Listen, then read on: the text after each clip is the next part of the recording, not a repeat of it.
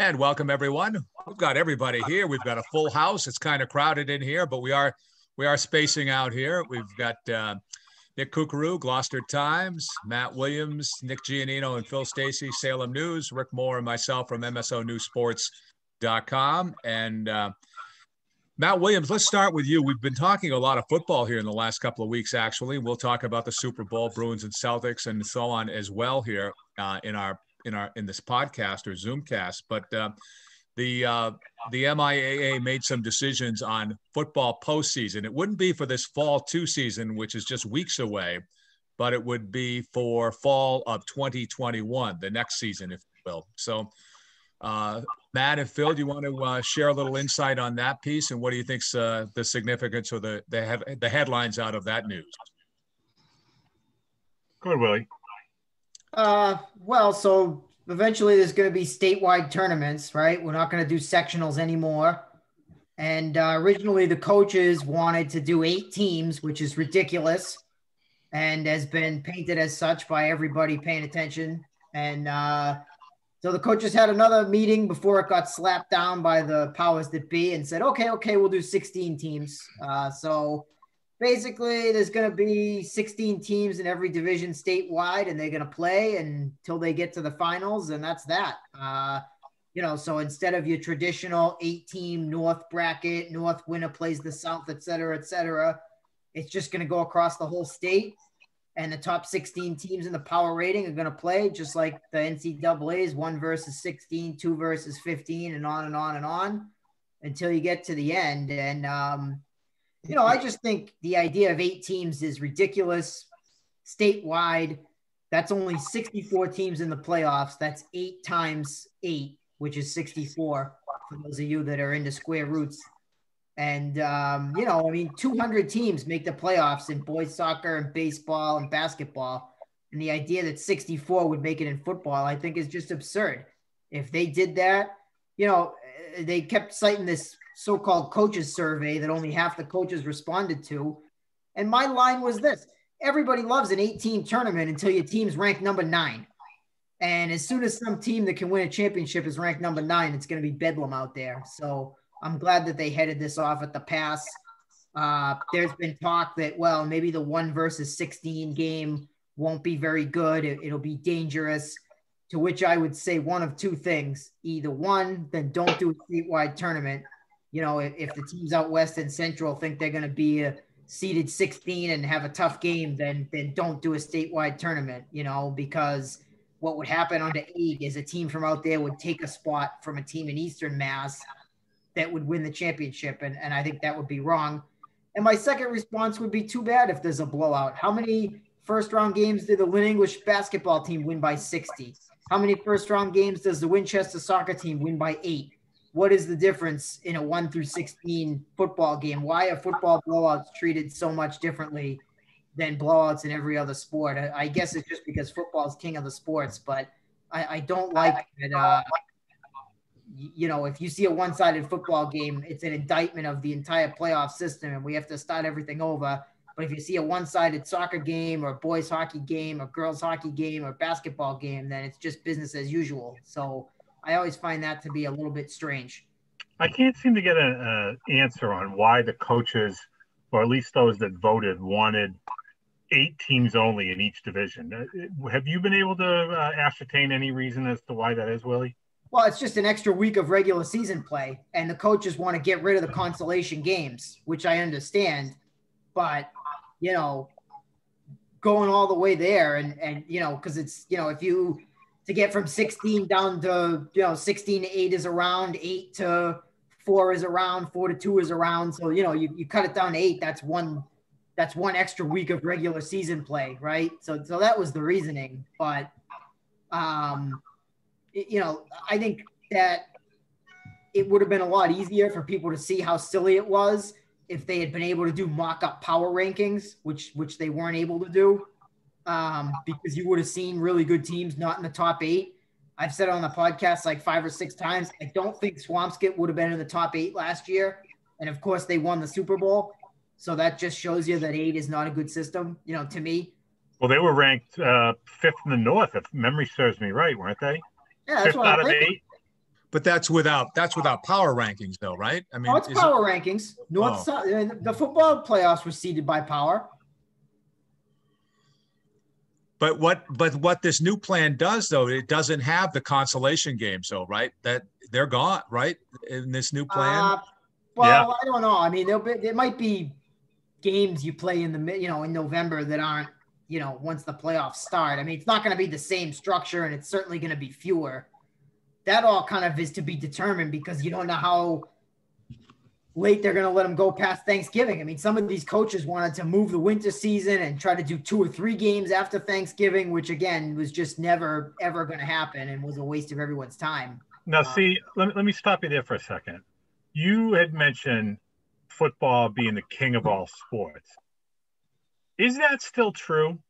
I mean, do you think by and large people still feel like, because I mean, for us, we in the newspaper business and you guys on the radio side, Rick and Bill, football still kind of drives the bus as far as like we put out a football section. We give all kinds of attention to football and resources into football, and we really kind of follow it. But do other sports at this point finally say, hey, whoa, like, no, we're not pushing back the winter season 3 weeks.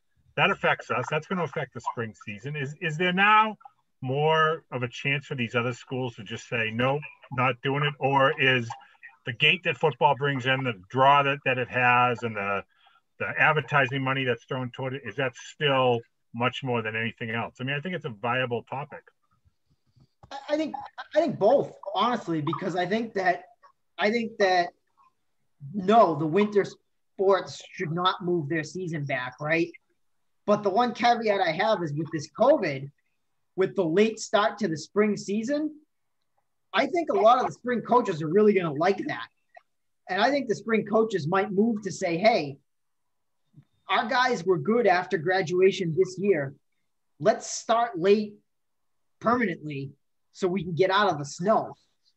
And if that happens, it does create extra time to elongate the other 2 seasons potentially. So I think without COVID and without this late spring start, I think absolutely the football people are crazy to think that they're going to move the winter season.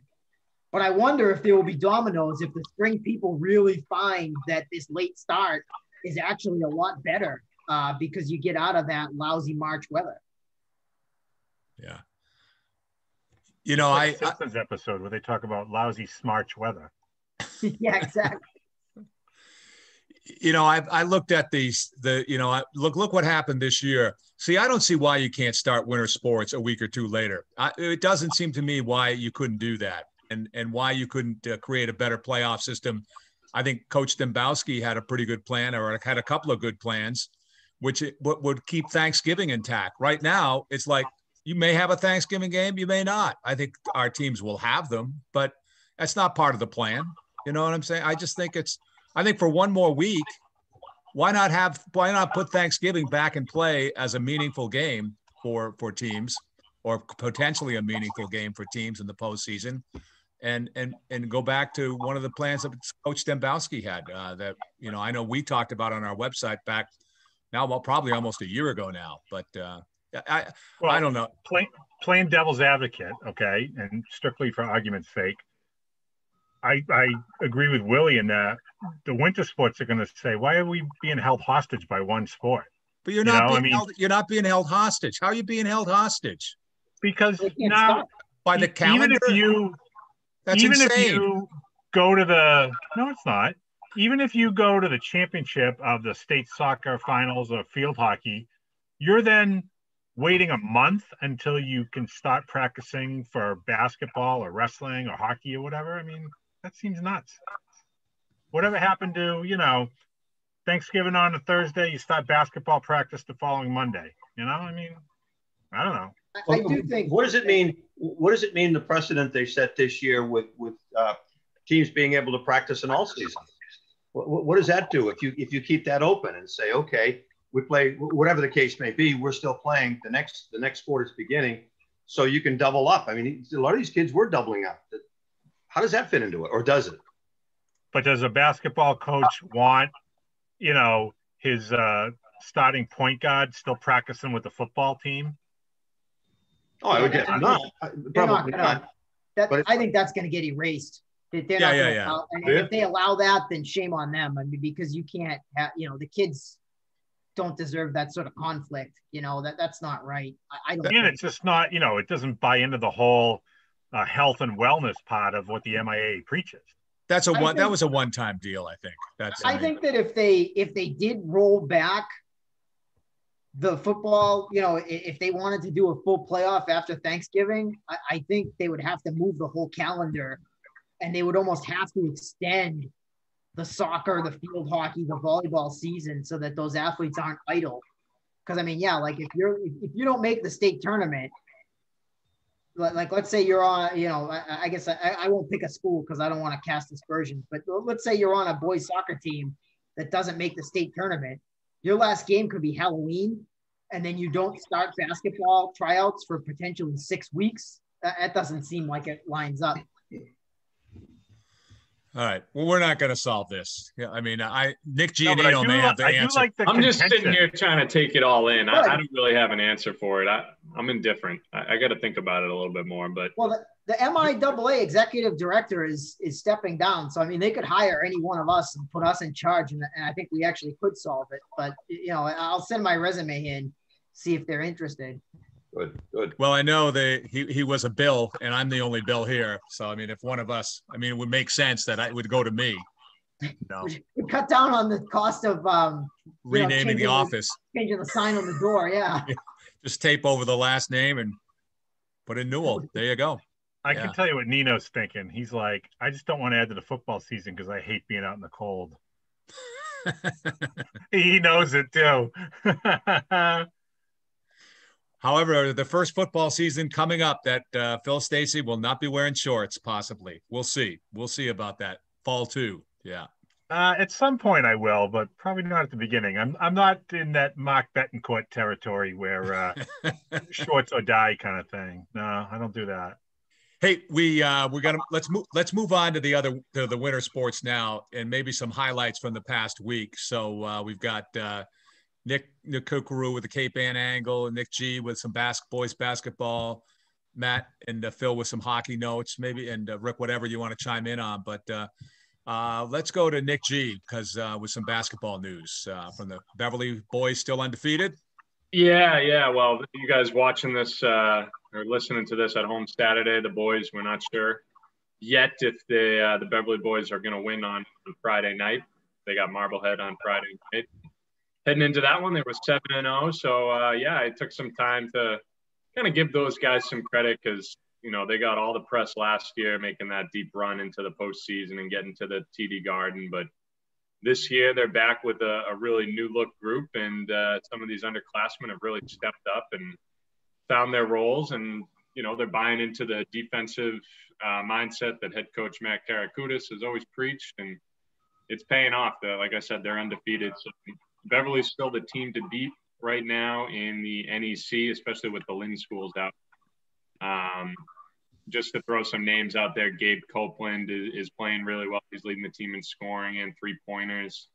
You got another younger kid, Rook Landman, running the point guard a lot. He's doing well. Dylan Crowley, Jack Crowley's younger brother, he's a good shooter coming in. So they got some talent there, and I'm probably missing some kids too, but they're deep and they get out and run. They grind defensively, and it's been yielding positive results. So Beverly's a team to watch as we head down the stretch here. Some of these teams only have 3, 4, 5 games left. The season's kind of going pretty quickly. Who we want to talk about more basketball, Bill? You seem like my befuddled look on my face, the normal look that I present. Yeah. Sure. I mean, speaking of Beverly, Matt Cross is in their sports news, right? He's been in the news. Yeah. Matt Cross. I don't know if we touched upon this at all in the last podcast, but he is no longer with Miami University, obviously a Division I program there. He was kind of a key player for them. I think he was playing like 26 minutes a game, shooting the three ball really well, 40% from three, not getting a ton of points, but doing a little bit of everything for that Miami team. And as a freshman coming in, he's got a lot of potential, 6'6". But he's no longer with the team. We don't know why. The coach didn't really have an explanation for it. I tried to reach out to Matt himself, to no avail just yet. So we don't know what's going to happen with Matt, but he's obviously a talented kid, spent a lot of time in prep school, getting ready for his, Division I hoops career. And now it's been put on hold. Obviously a weird season. So could have been a number of different things that happened, why he's no longer with them. But I'd like to see Matt latch on to a new program next year, because definitely has a lot of potential. And Phil, just to jump in quickly, I heard maybe he might be thinking football, or was that kind of under the radar? Yeah, no, I mean, he was a really, really good football player when he was at St. Mary's. I believe he was on that Super Bowl team as an 8th grader, and was he injured as an 8th grader or 9th grader? Willie, do you remember that? I think he was. I think he was a 9th grader when he got injured. I could be wrong on that, but it was one of those 2 years. But I mean, he was playing on the varsity as an 8th grader. And I know he had some serious ups, which is pretty evident from basketball.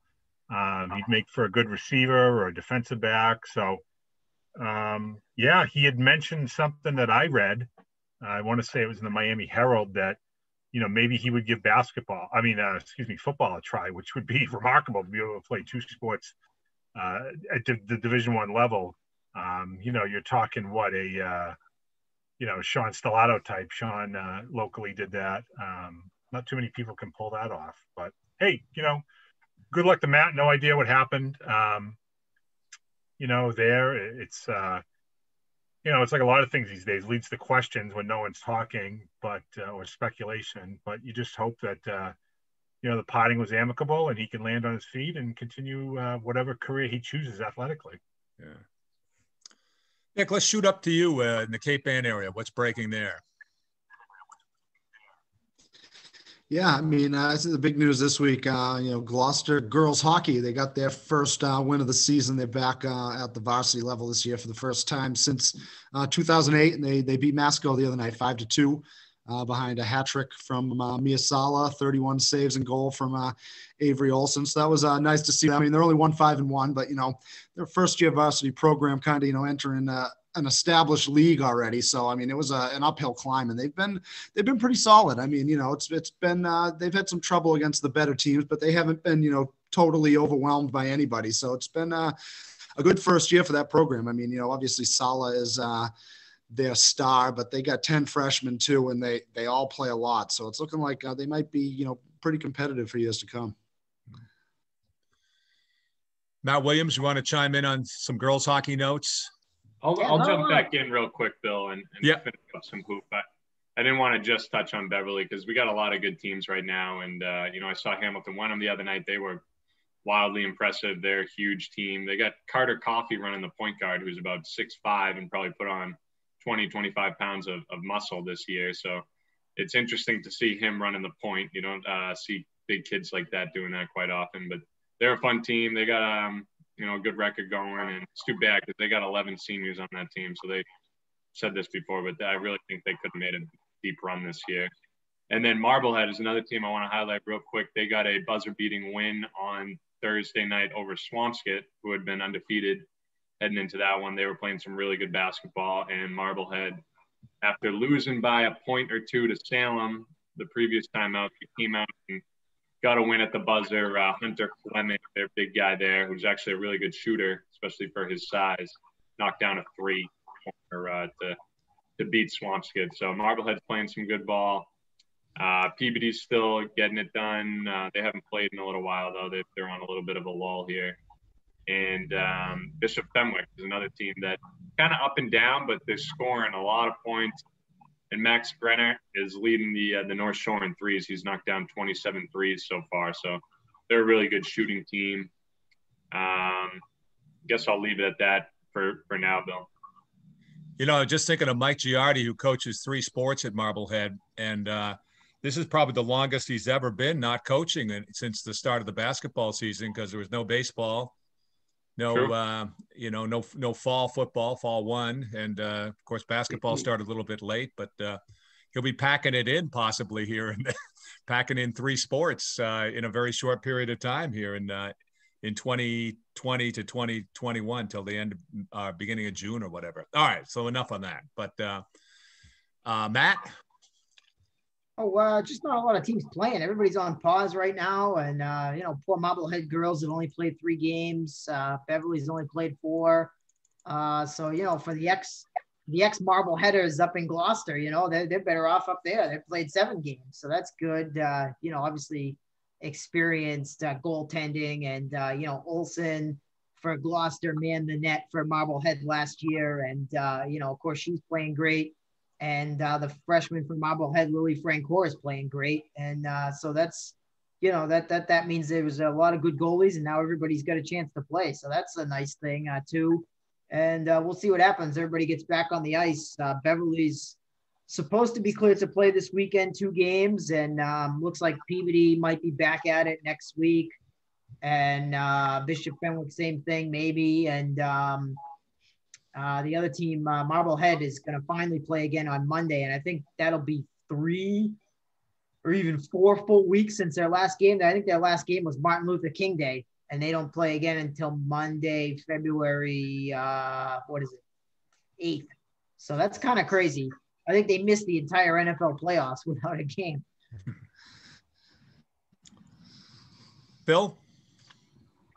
All right. Well, boys hockey, been a good week. We had some great games. I saw Beverly upset Marblehead, shut them out, actually. That was surprising. And then Willie saw 3 days later a great Marblehead Masco game that Marblehead turned reverse course and won that one 6-4 over a really good Masco team. So conference standings are a little bit crazy. You have 4 of the 6 teams in the Northeastern Conference North with 2 losses, 1 with 3. So you got Gloucester's played 8 games. They have 12 points. Masco's got 10. They're 5-2. Winthrop's 4-2-1. They got 9. Marblehead's only played 6, but they're 4-2, so they get 8 points. And then Beverly is 4-3, and they've won 3 in a row. So they have 8 points as well. And Danvers, you can't count them out. They've only played 3 games. They're 1-2, a couple of 1-goal losses at Winthrop and at Gloucester the other day. So I think these last 2+ weeks are going to be wild for the boys hockey, with them all playing each other and knocking each other off. There's really a lot of parity this year. I think the good one will be later on today, Saturday evening up in Haverhill Valley Forum. Masco and Gloucester will play again. Masco beat Gloucester last week 4-1. This game is the annual Brandon LaFada BLAF Memorial game. Brandon was the Masconomic great who passed away a few years ago because of childhood diabetes. And this game is held in his honor. I think this is the 4th annual one. What else is going on? Pingree is supposed to play their first game of the season. For all we know, it could be their only game of the season. But later today at, I want to say it's 2:30 p.m., I'm going to swing by there before I go up to Masco and see what's going on there. St. John's Prep has 3 ties in 4 games, all against Catholic Conference competition, as they break 50 new guys into the varsity lineup. Bishop Fenwick has found its scoring a little bit, but ran into a buzzsaw against Pope Francis on Thursday night. Hamilton Wenham still getting really good goaltending from Grant Landon, but they are also having a tough time finding the win column. And NEC South, you got Peabody, Swampscott, and Saugus all looking to take wins from each other down there. So it's exciting, and looking forward to the last 2 good weeks to end out the season. Our time is running down here. We have plenty of time to move. Go ahead, Rick. I'm sorry. I just got one to add to Phil. Also on Saturday, big game in the Cape Ann League. You've got Triton and Newburyport. Yeah, that is a good one. Triton 4-0-1, Newburyport 6-0-1. They tied each other. That's the only blemish. So that's going to be a good one on Saturday as well. Oh, that is a good one. I'm sure our good friend Max Cerullo will be all over that. No doubt. Okay, so let's move quickly here because we want to cover the Super Bowl. And but Phil, I'm watching these Bruin highlights, and they're impressive here. They're down, they're scoring, they're coming back. Pasternak is looking fantastic here. What a great addition. So And the Bruins, I mean, they're one of the real contenders now in the NHL. Almost makes you wonder, management really knew what they were doing when everybody was bashing them this summer, I guess. Yeah, young defensemen have been playing pretty well so far. I mean, we'll see how it goes over a full season, but guys have looked good. As you said, Pastrnak coming back. He's been on fire. I think he got 5 goals in 3 games. You know, their depth will be tested just like everybody else with injuries. And fortunately, the COVID bug hasn't hit yet, although they won't be playing tonight or Monday against Buffalo because Buffalo is on pause.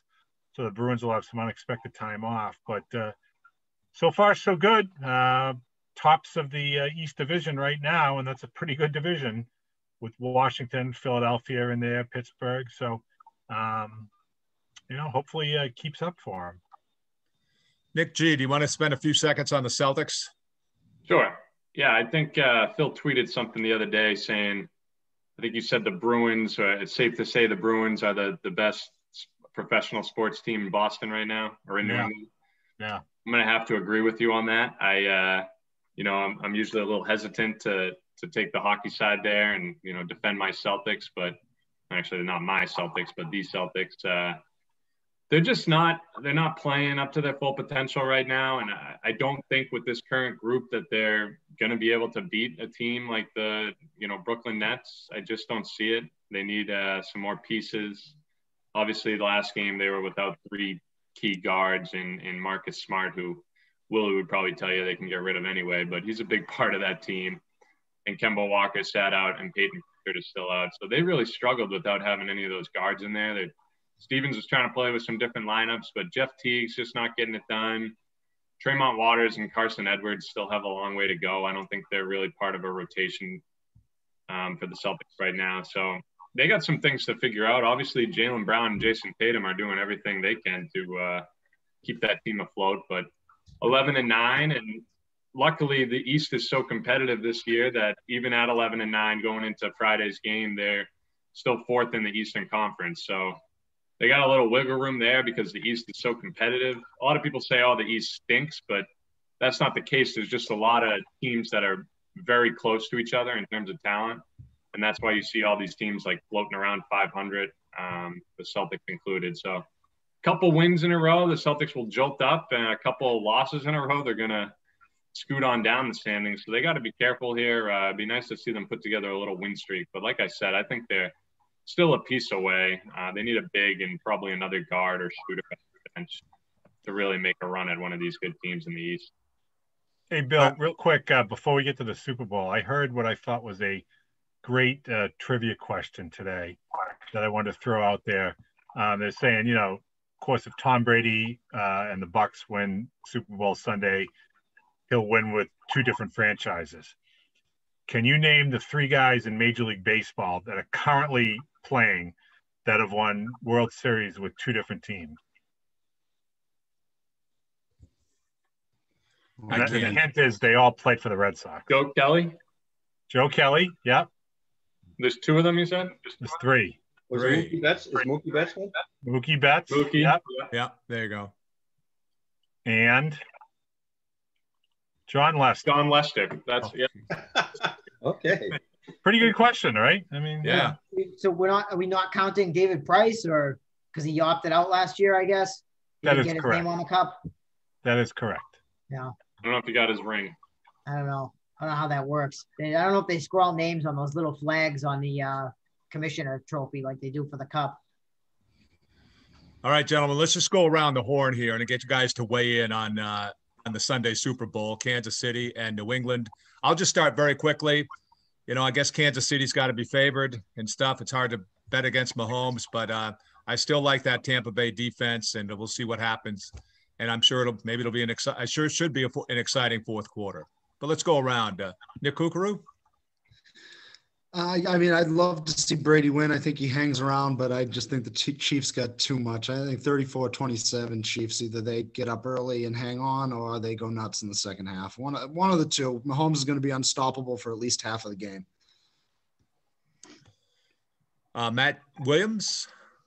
Yeah, I think that's probably right. But we'll see. You know, it's hard to go against Brady at this point, but he's had a hard time against the Spagnuolo defenses, and Reed with 2 weeks to game plan, you got to like that. So I don't know. You could come up with 100 reasons why it's going to go one way or the other, and I just think it's going to be close at the end. I don't think anybody's going to get blown out, and that's definitely a good thing. I guess they said that the Tampa Bay is not supposed to shoot off those cannons. So I think, maybe they could sneak in those guys that were deflating the footballs and have them shoot off the cannons, just to stick it to Goodell one more time.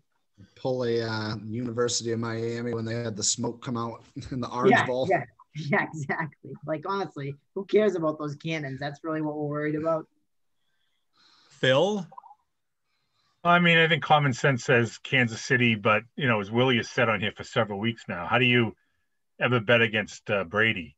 I'm just curious if there's going to be a late fourth quarter game-changing play, which has happened in so many of the Super Bowls Tom's played in. Are we going to see a Tyreek Hill make a catch with his feet or something like that to, lead Kansas City to the winning touchdown? I don't know. I hope not. I